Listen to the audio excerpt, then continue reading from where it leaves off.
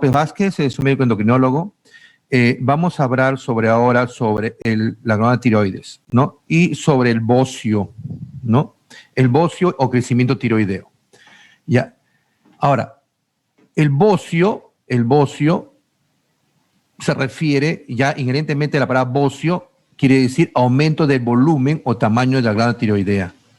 Es decir, no es correcto decir bocio tiroideo, simplemente bocio. Al decir bocio ya se está refiriendo inherentemente que es la tiroides. ¿Correcto? Ahora, en general, cuando ustedes tengan un paciente con un crecimiento de la glándula tiroidea, ¿no? Se llama bocio. Si el crecimiento es difuso, se llama bocio difuso. Si tiene algún un nódulo palpable, se le dice bocio nodular. Si tiene dos o más, se le dice bocio multinodular. Correcto. Ahora, como le especifica a mi grupo de práctica, cuando tiene un paciente con un crecimiento de la glándula tiroidea, lo primero que deben saber es la procedencia. Es decir, si el paciente viene de una zona de deficiente ingesta de yodo o viene de una zona de suficiente ingesta de yodo. En general, las zonas de la costa de nuestro país son zonas que se considera de suficiente ingesta de yodo. Y las zonas de la sierra y la selva se considera que en general son zonas deficiente ingesta de yodo. La misma naturaleza, los ríos, los declives hacen de que el yodo discurra hacia la costa, en los ríos, etcétera, etcétera. Ahora es menos que antes, pero existen en las zonas de la sierra, por ejemplo, en la Sierra Norte, zonas de llamado, ustedes han escuchado, bocio endémico. Es decir, hay zonas que, debido a la baja de ingesta de yodo, se producen crecimientos por compensación de la glándula tiroidea y se dice zonas de bocio endémico. Entonces, a los pacientes, si ustedes tienen un paciente con probable, y ustedes sospechan que viene de una zona de deficiente ingesta de yodo, le preguntan, señor, señora, ¿usted ha consumido siempre sal de bolsa o sal de piedra? ¿Saben ustedes qué es sal de piedra? ¿Alguno sabe? ¿Como la sal de maras?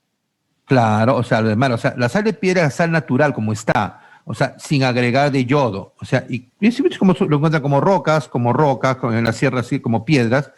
Ustedes se dan cuenta cuando viajan, cuando vean un animal, por ejemplo el burro, el caballo, lamiendo una roca de color claro, amarillento, ese es sal, o sea, es la sal. Entonces, pero es sal sin yodo. Entonces, es una manera de averiguar si el paciente ha consumido sal yodada o no. Entonces, es importante, porque el cuadro evoluciona diferente y el diagnóstico es diferente. No es lo mismo tener un bocio de un paciente de una zona de suficiente ingesta de yodo como la costa, o un bocio de un paciente de una zona endémica. El diagnóstico es totalmente diferente. Ya, entonces vemos. Entonces, el bocio es aumento del volumen o el tamaño de la glándula tiroidea. Vamos ya. La glándula tiroidea se encuentra en la región anterior del cuello, ¿no? En tercio inferior, ¿no? Los puntos de referencia es el cartílago, acuérdense, cricoideo, que está por debajo del cartílago tiroideo. El punto de referencia inferior es la horquilla esternal, ¿no? Esos son los puntos anatómicos principales, ¿no? Entonces, ahora, cuando ustedes sostienen un crecimiento, puede ser múltiples causas, como ven ahí, pero como les digo, las principales son esas, dependiendo del origen, ¿no? Y puede ser varias cosas, ¿no? Recordar siempre, como le digo en práctica, a la palpación es imposible, ojo, que no les engañen, a la palpación es imposible determinar si una tumoración en tiroides o un nodo de tiroides es sólido o es quístico o es mixto. Es imposible. Tienes que realizar una ecografía. Es decir, yo no voy a decir así palpando la tiroides, palpo, el paciente tiene un nódulo sólido en el lóbulo derecho. No, imposible. Puedo decir que tiene un nódulo palpable, una tumoración palpable, pero no puedo decir que es sólido, es quístico o es mixto. Eso se ve con la ecografía. Tampoco puedo decir si ese nódulo funcionando o no con la palpación. Entonces, hay varias cosas en la historia, en la anamnesis, en el examen físico, en los exámenes de sangre, etcétera, en las cuales nos determinan el origen de la probabilidad de tumoración que tiene el paciente. ¿Ya? Ahora, los nódulos tiroideos tienen múltiples causas, ¿no? Algo importante al nivel que están es la parte de anamnesis y la parte epidemiológica. Es bueno que sepan ustedes que en los primeros estudios que se hicieron de cadáveres que se morían por X razón, autopsias a cadáveres que se morían por X causa, atropellados, heridas de bala, etcétera, lo que sea, hicieron autopsia y analizaron la tiroides. Y encontraron que casi en 50, Mortensen fue el autor, en el 50% de cadáveres encontraron nódulos tiroideos. Es decir, es algo frecuente. Eso quiere decir que en el 50% de la población estudiada en ese punto,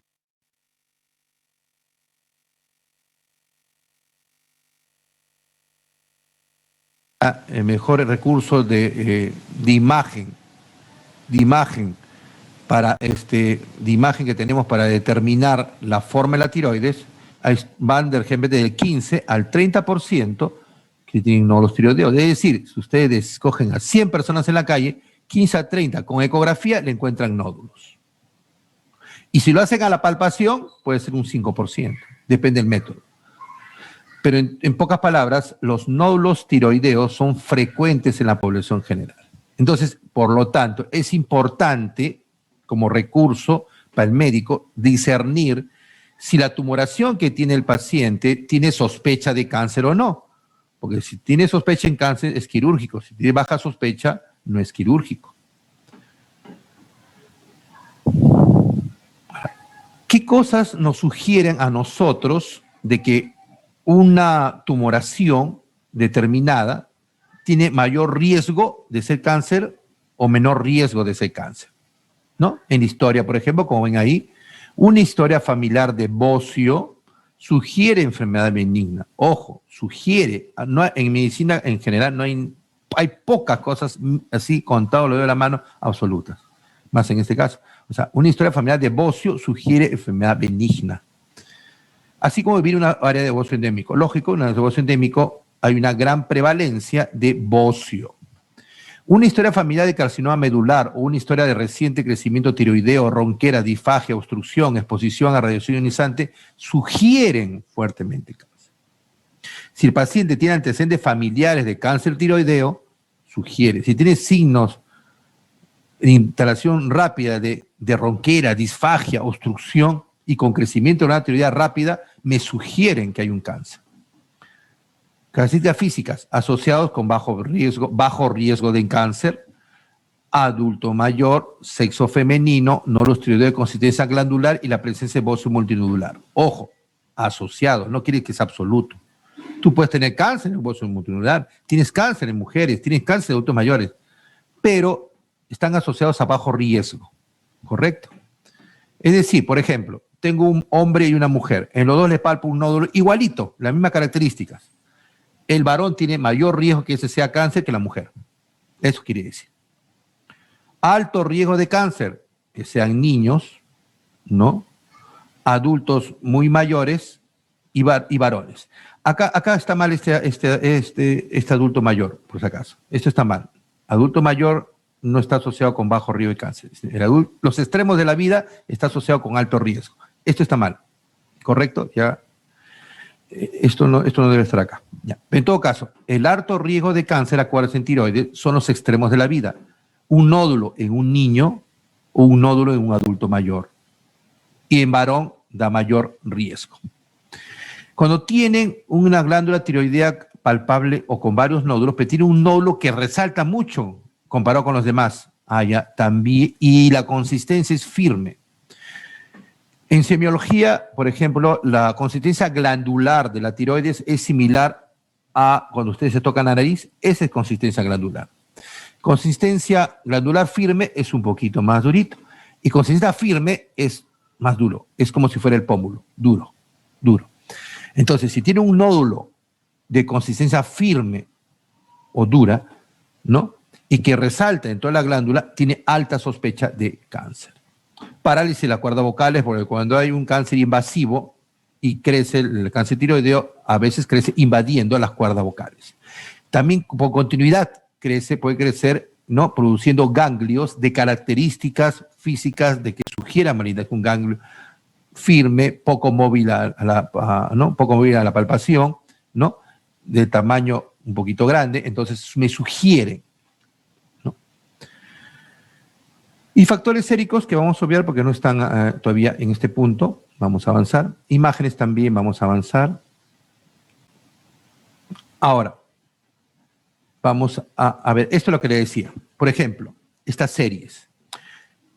Es muy diferente, como les decía, determinar la prevalencia de nódulos tiroideos según el método. Por ejemplo, alguien quiere hacer un trabajo de investigación y me dice, sí, yo quiero determinar la prevalencia de los nódulos tiroideos en Chiclayo, con una muestra. La primera pregunta que se le hace es, ¿con qué método? ¿Con palpación? ¿Con ecografía? ¿O vas a hacer autopsia de los pacientes que se mueren por alguna razón? Porque es diferente. Voy a repetir, en autopsia hay series de hasta 50%, ustedes ven, van por el 50%, es decir, la mitad de los pacientes que han hecho autopsiados tienen nódulos tiroideos. A la palpación, casi 5%, como les decía, y a la ecografía es muy variable. Póngale 20 a 30%. Depende de la población. ¿Correcto?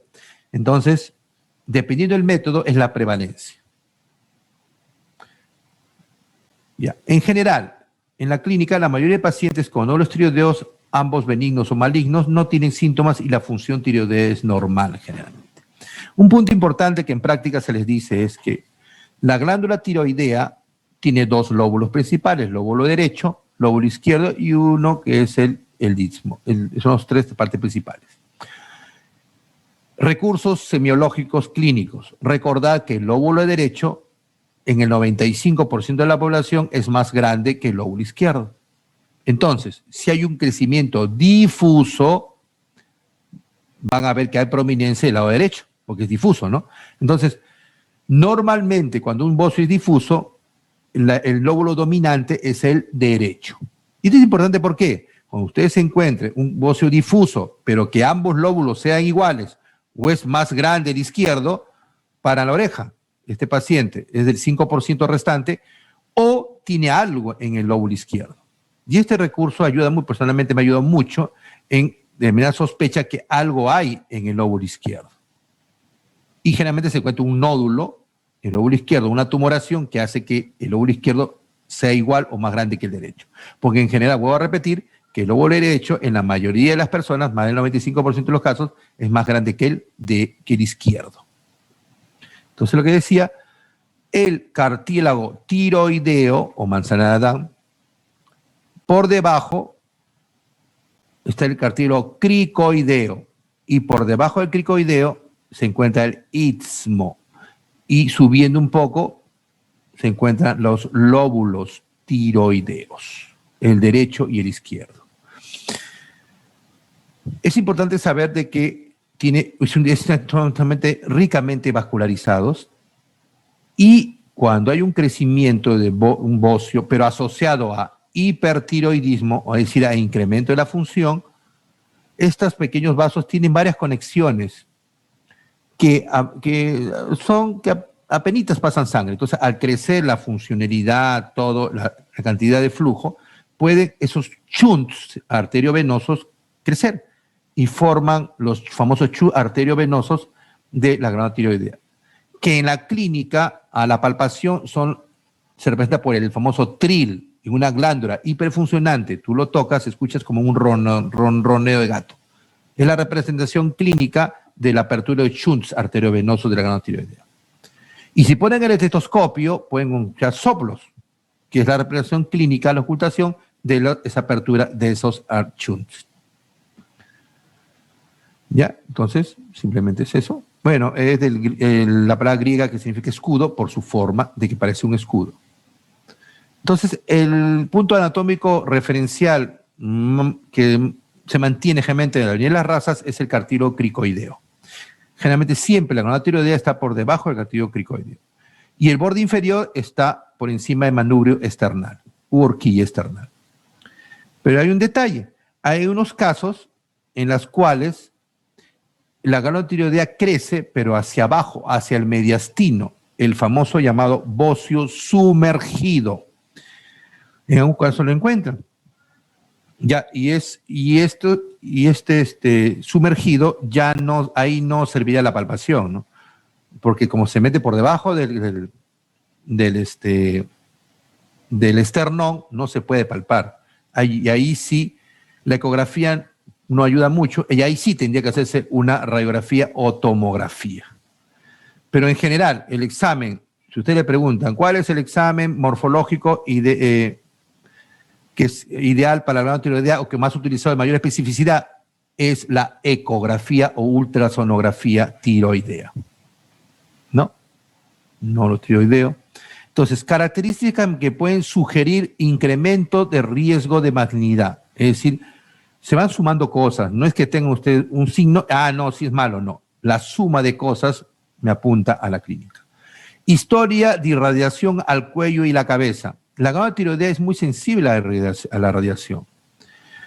Recuerden ustedes Chernobyl, bueno, no es sus épocas, de mis épocas, hubo gran prevalencia de cáncer tiroideo, más de la mitad de la población. Más recientemente, en el tsunami de Japón, que hubo escape de yodo radioactivo, en Japón se ha incrementado el cáncer tiroideo terriblemente. O sea, aquellos pacientes que ustedes preguntan, sí, yo tuve un tumor en la cabeza, un craniofaringioma, etc., me hicieron radioterapia. Bueno, afectado, puede afectar el tiroides, es un factor de riesgo. Historia familiar de carcinoma tiroideo medular, neoplasia endocrina múltiple o carcinoma tiroideo papilar. Porque todos los tipos de cáncer tiroideo, especialmente el carcinoma medular y la neoplasia endocrina múltiple, tienen ciertos rasgos genéticos. Entonces puede haber la predisposición, ¿no?, de tener. Por ejemplo, el carcinoma medular hay casos que son esporádicos y hay casos que son familiares. Entonces, en la familia hay cáncer tiroideo, entonces un puntito más. Extremos de la vida, menor de 14 o mayor de 70 años, acá está más claro. O sea, muy jóvenes o muy mayores también son factores de riesgo. Es decir, tengo un nódulo en un adulto mayor o en un niño, tiene mayor riesgo que sea cáncer que sea un adulto en edad media. Sexo masculino, si tengo, como repito, entre una mujer, ambos con nódulos parecidos o similares, el que mayor riesgo de cáncer es el varón. Crecimiento rápido del nódulo. Tengo un paciente que está creciendo, el nódulo de mes a mes crece más, me apunta que puede ser un cáncer.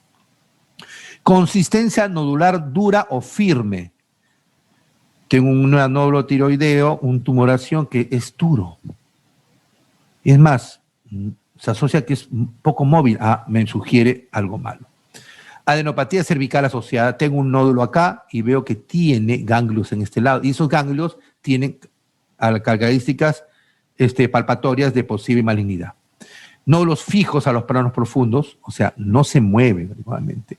Disfonía persistente y disfagia digna. Acá un punto importante. Dentro de la práctica lo habrán hecho.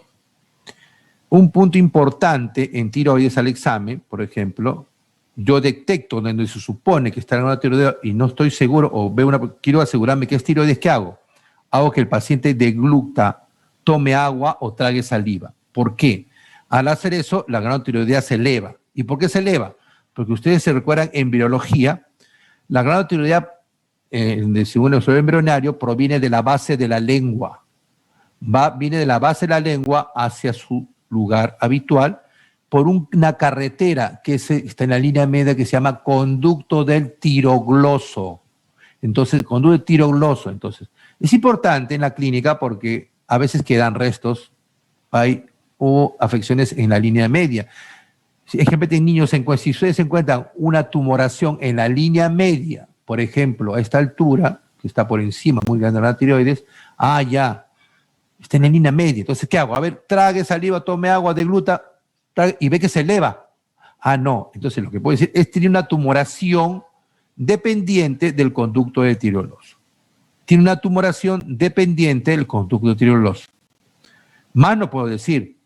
No puedo decir si es quístico. No, pues sí, tiene un quiste tirogloso. No, porque mis dedos no tienen ultrasonografía. Puedo decir, ya, tiene una tumoración dependiente del tirogloso, ya, y le hago una ecografía. Si la ecografía me sale que esa tumoración que tiene ahí, o nódulo en el conducto tirogloso, es sólido o es líquido. Si es líquido, es un quiste. Ahí puedes decir, ah, ya, es un quiste tiroidoso. Y si me sale sólido, ah, es un nódulo, es un tejido sólido tiroidoso. No puedo decir si es hiperfuncionante o, no, o funcionante o no funcionante. No puedo decirlo.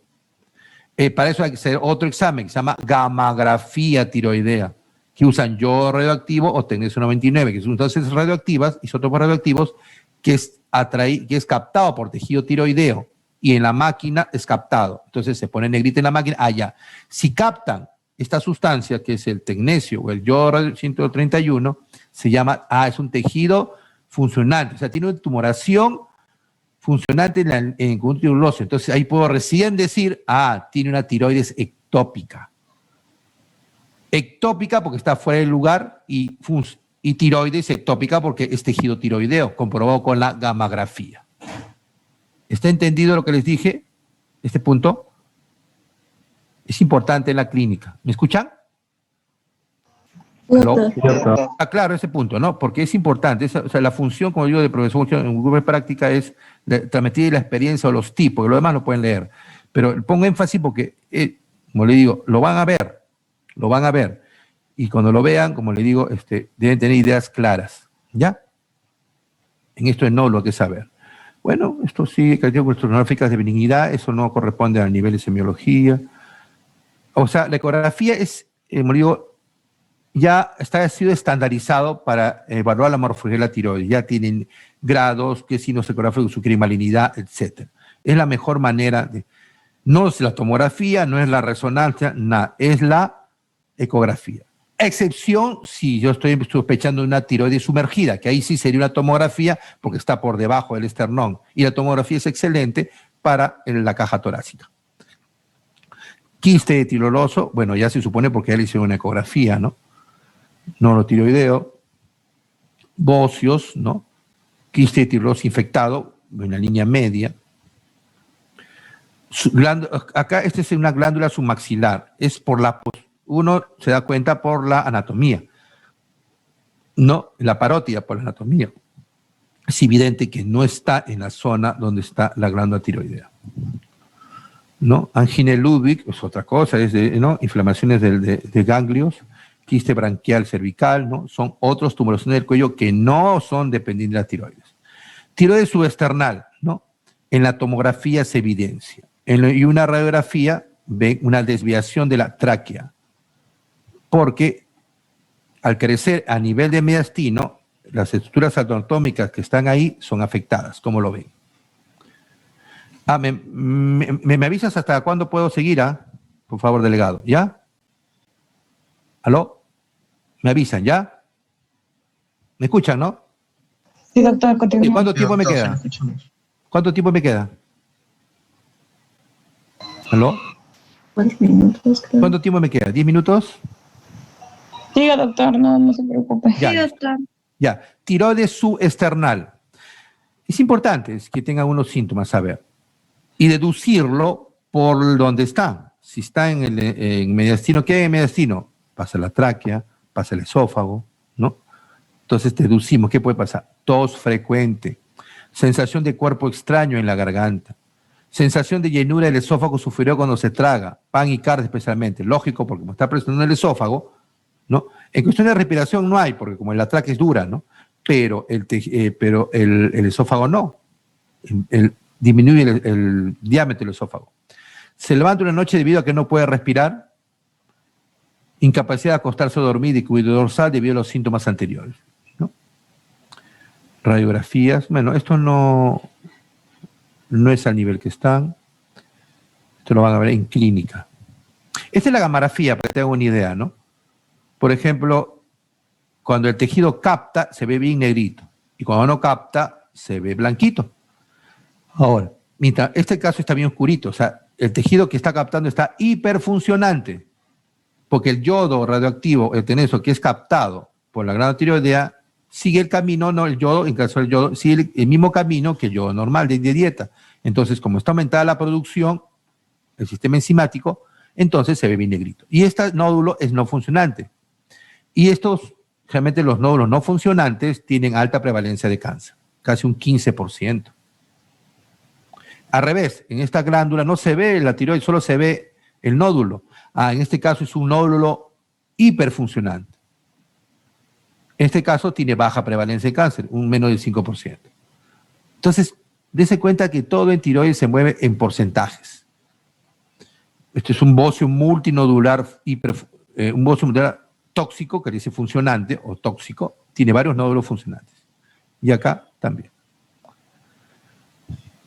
Ya. Bueno, esto, bueno, pues bueno que lo sepan, en lo que se refiere a cáncer tiroideo, ¿no?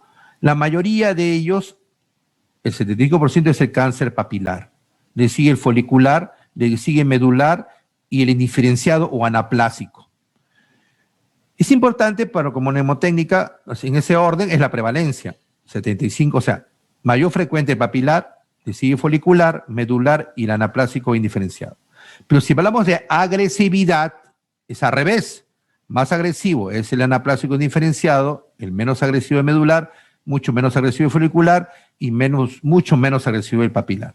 En pocas palabras, un carcinoma indiferenciado o anaplásico te mata en meses. El carcinoma medular te mata en años. Y el carcinoma folicular te mata en lustros. Y el carcinoma papilar te mata, se puede decir, en décadas. ¿Ya? O sea, la diferencia en agresividad es inversamente a la prevalencia. Bueno, eso es bueno, ¿no? Ahora, esto, vamos a ver, bueno, esto sí tiene que haber algo con semiología. Generalmente me quedan 10 minutos, excelente, ya acá me avisó. Entonces vamos a ver algo importante. Vamos a algo importante.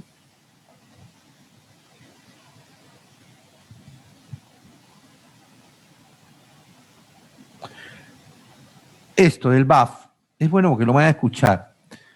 Dentro de todos los estudios para determinar el riesgo de cáncer de un nódulo tiroideo, el que tiene mayor valor, mayor especificidad, sensibilidad, es el famoso BAF o PAF tiroideo, que es biopsia o punción aspirativa con aguja fina. En pocas palabras, ¿qué es? Sacan grupos celulares y los ven. Con una aguja, especie hipodérmica, aspiran y ven células. Y según las características de células, ven, lo clasifican, ¿no? No se hace con agujas especiales o a la criolla, como hacíamos antes, una jeringa, ¿no? Generalmente ahora todo se hace con guía ecográfica. En mis tiempos no hacíamos con ecografía, pero actualmente todo es con guía. La ecografía me guía la zona, porque a veces hay nódulos en las cuales tienen parte sólida y parte quística. Entonces la ecografía me ayuda a determinar el nódulo que tiene mayor riesgo de cáncer y la parte más densa, más sólida. Lo importante de esto es de que es el BAF o PAF tiroideo es el procedimiento de elección para el estudio del nódulo tiroideo. Es el procedimiento de elección para el estudio del nódulo tiroideo. Pero se hace en una glándula que esté lo más eutiroidea posible. Es decir, si tengo un paciente con hipertiroidismo o hipotiroidismo franco, no se recomienda la biopsia hacer un nódulo. Mejor es apagar el cuadro, controlar el cuadro, nivelar el cuadro de las hormonas y recién hacerlo. Y esto me ayuda a discernir bien qué se va a operar o no. Ya, bueno, y otra cosa para que sepan es lo siguiente, porque es una costumbre que se tiene. Por ejemplo, cuando ustedes encuentran un bocio en un paciente, la mayoría de gente piensa, bocio lo asocia con hipertiroidismo. No es cierto. El bocio, si ustedes imaginan, por eso es bonito trabajar con pizarra, el bocio, podemos hacer así, un fluxograma. Le hacemos la función tiroidea. La función tiroidea se hace con el TSH y T4 libre. Ya. En uno me sale hipertiroidismo, en otro me sale hipotiroidismo y en otro me sale normal. Es decir, si tengo un bocio, pero ojo, antes de esto recordar que era lo primero que hay que saber, de dónde viene. Imaginemos que el paciente viene de la costa, siempre consume sal yodada de la costa, es una zona suficiente en este yodo. Ya, un paciente con suficiente en este yodo con bocio difuso y que tenga hipertiroidismo, es la enfermedad de Graves-Bachelor. Si tengo un paciente con bocio difuso, con hipotiroidismo, es una tiroiditis crónica autoinmune de Hashimoto. Si tengo un bocio difuso eutiroideo, o sea, función tiroidea normal, es tiroiditis Hashimoto o hipotiroidismo o tiroiditis crónica autoinmune. ¿Vieron? Y por lo tanto, la causa más, si le pregunto, ¿cuál es la causa más frecuente de bocio en el mundo? La respuesta, ¿cuál sería? Caen fácil, ponen tiroiditis Hashimoto. No. La causa de bocio más frecuente en el mundo es la deficiencia de yodo. Ojo, porque hay zonas en el mundo, India, Asia, que tienen gran población de deficiencia de yodo más que acá. Y tienen o sea, la primera causa de bocio y de hipotiroidismo en el mundo es la deficiencia de yodo. Pero si yo le pregunto, ¿cuál es la principal causa de bocio en las zonas de suficiente ingesta de yodo, es decir, en la costa? Sería la tiroiditis Hashimoto. Porque entre el hipotiroidismo y el hipertiroidismo, más frecuente es el hipotiroidismo. Y le estoy diciendo que el bocio con hipotiroidismo o el bocio eutiroideo, ambos, la primera causa es tiroiditis Hashimoto. ¿Se dan cuenta? Hay que analizar las preguntas. Es muy importante esto porque es la principal confusión. Grábense. El bocio difuso siempre es predominio derecho. Segundo, el bocio difuso puede ir asociado ya sea con hiper, con hipo o función tiroidea normal. No hay una relación directamente proporcional, o sea, que sea estricta. El que tiene bocio tiene hiper. No es cierto. Les digo porque eso es lo que uno piensa. Bórrense eso en la mente. ¿Está claro? ¿Está claro? Ya, antes que acabe, ¿alguna pregunta sobre esto? ¿Aló? He tratado de darle lo preciso, los tips. ¿Ya? ¿Alguna pregunta? En la clase próxima que tengamos, de esto apunten a las preguntas que puedan tener. Y ya. Ahora, si quieren la clase, les puedo dar, me mandan a mi correo y yo le mando al delegado y él lo reparte. ¿Está bien? ¿Aló? Sí, doctor, gracias. Entonces, apunta mi correo. A ver, mi correo, endo, ENDO, RLB chica, endo, RLB, que son las iniciales de mi nombre, RLB, @hotmail.com. @hotmail.com. ¿Está bien? Sí, Ok, ya entonces el delegado me manda un correo y yo le mando la clase, ¿ya? Para que tenga menos dibujos. Y viendo eso, voy a corregir ese error que tiene de adulto mayor ahí, voy a corregirlo. Y alguna pregunta que tengan, me lo hacen llegar. ¿Está bien? Ojo, esta clase es ya para clínicas, o sea, acá enfóquese solamente en la parte semiológica. Lo demás es como cultura, ¿no? Pero lo principal de esto del nódulo tiroideo es saber determinar el riesgo de cáncer del nódulo tiroideo para poder determinar si es quirúrgico o no. Ejemplo, cuando uno hace la biopsia, que es el procedimiento, hay varios puntos que les he dicho, ¿cuál es el examen morfológico principal de la tiroides? Es la ecografía, con excepción del bocio sumergido, que sería tomografía. ¿Cuál es el procedimiento de elección? Procedimiento de elección en el estudio del nódulo tiroideo es la biopsia con aguja fina, o sea, BAF o PAF tiroideo. ¿Se dan cuenta? Hay cositas así. En el bocio difuso, el crecimiento es predominio lóbulo derecho en la mayoría de los casos. El bocio difuso puede ir con hipo, con hiper o puede ser eutiroideo. En la patología de tiroides es importante saber la procedencia, si es que viene de una zona de suficiente ingesta de yodo, o como en la costa, o una zona de deficiente ingesta de yodo, o zonas de bocio endémico.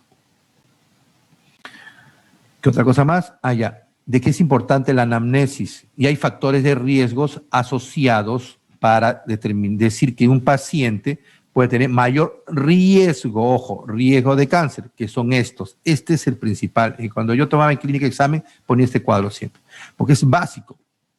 Este es el último consenso de que ha salido de esto. Pero es antiguo, ven los libros antiguos, es igualito, eso no cambia.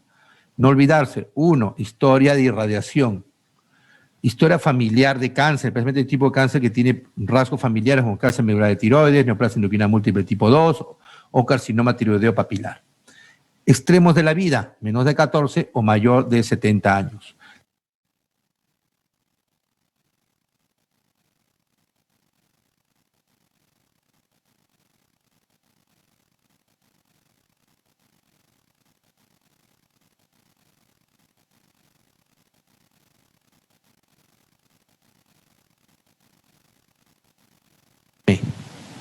Y sobre todo fijo a planos profundos. Disfonía persistente, disfagia o disnea. Correcto. ¿Ya? ¿Alguna pregunta de esto? Queda un minuto, vamos a ver. Esto nunca se olviden. Ya. Ah, el conducto tiroidoso, no se olviden. El que está en la línea media, lo van a ver, lo van a ver. Y es importante porque ven y alojan, sáquense, y se le sacan, es una glándula, está en pleno crecimiento el niño y le sacan, a los 5 años le sacan una tiroides ectópica y a esa edad le afecta la parte cerebral. Cuando tienen un tiroides ectópica en un tiroidoso y quieren sacarlo, mejor se lo saquen en la edad adulta, porque es muy importante que tenga la función tiroidal lo más ok posible durante todo el crecimiento. Bueno, ya se va a cortar, Mavin, disculpe porque estamos con esto, ya tenemos un Zoom a las 8 con los profesores para ver cómo, yo personalmente estoy sufriendo mucho con eso de crear el link. ¿Ya? ¿Listo? ¿Alguna pregunta? Ya, gracias. Ya. Ok, doctor, gracias. Ya, no se preocupe, me mandan y yo le mando la clase. Doctor. Ya, cuídense. Gracias.